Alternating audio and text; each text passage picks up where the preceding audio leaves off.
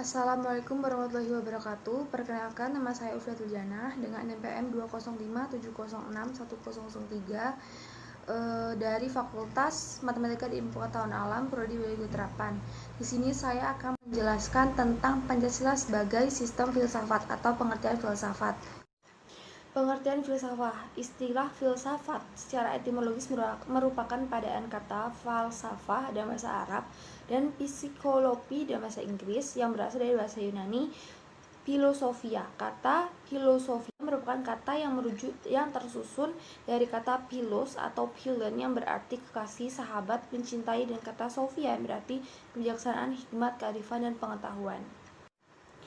Ada dua pengertian filsafat, yaitu filsafat dalam arti proses dan filsafat dalam arti produk. Yang pertama, filsafat sebagai ilmu atau metode dan filsafat sebagai pandangan hidup.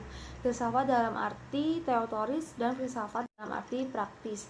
Pancasila dapat diurutkan sebagai filsafat dalam arti produk, sebagai pandangan hidup dan dalam arti praktis.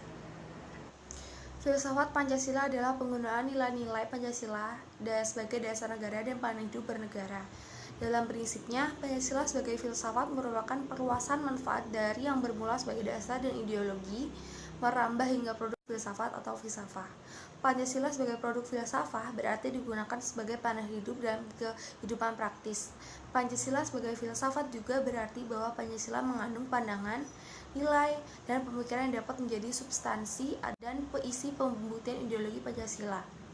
Hal ini mendasari pernyataan ini adalah karena ada hakikatnya Pancasila memiliki sistem nilai atau value system yang didapat dari pengalihan dan pengejawantahan nilai-nilai leluhur yang mendasar dari kebudayaan bangsa Indonesia sepanjang sejarah, berakhir dari unsur-unsur kebudayaan luar yang sesuai sehingga secara keseluruhannya terpadu menjadi kebudayaan bangsa Indonesia.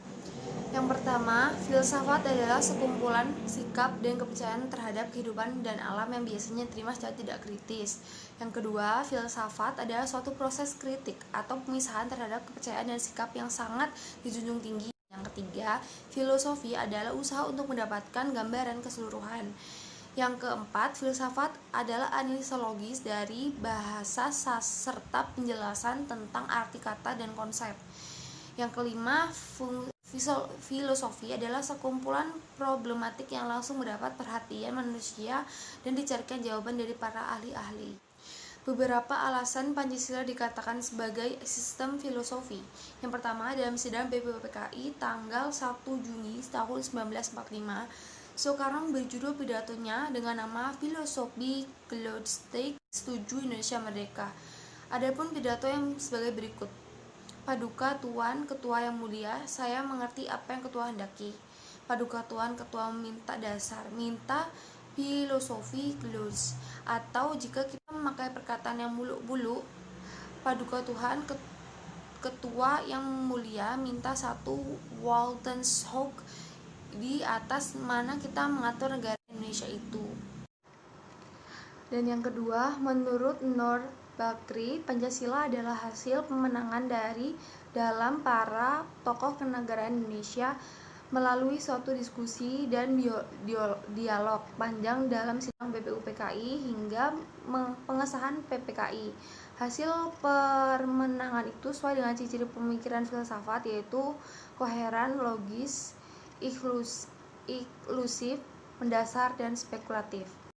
Dan ada pendapat yang ketiga, menurut Sastra Prateja, Pancasila menjadi ideologi negara. Pancasila adalah dasar politik yang mengatur dan mengarahkan segala kegiatan yang berkaitan dengan hidup kenegaraan seperti undang-undang, pemerintahan, perekonomian nasional, hidup berbangsa, hubungan warga negara dengan negara, dan hubungan antara sesama warga negara, serta usaha-usaha untuk menciptakan kesejahteraan bersama. Inti sila-sila Pancasila meliputi yang pertama, Tuhan yang sebagai kuasa prima. Yang kedua, manusia, yaitu makhluk individu yang makhluk sosial. Yang ketiga, satu, yaitu kesatuan memiliki kepribadian sendiri. Yang keempat, rakyat, yaitu unsur mutlak negara harus bekerja sama dan gotong royong. Yang kelima, adil, yaitu memberi keadilan kepada diri sendiri dan orang lain yang menjadi haknya. Membahas Pancasila sebagai filsafat berarti mengungkapkan konsep-konsep kebenaran Pancasila yang bukan saja ditunjukkan pada bangsa Indonesia, melainkan juga bagi manusia pada umumnya. Wawasan filsafat meliputi bidang-bidang atau aspek-aspek penyelidikan ontologi, epistemologi, dan aksiologi. Ketiga bidang tersebut dapat dianggap mencakup. Hanya itu saja yang bisa saya sampaikan, kurang lebihnya saya mohon maaf. Saya akhiri, wassalamualaikum warahmatullahi wabarakatuh.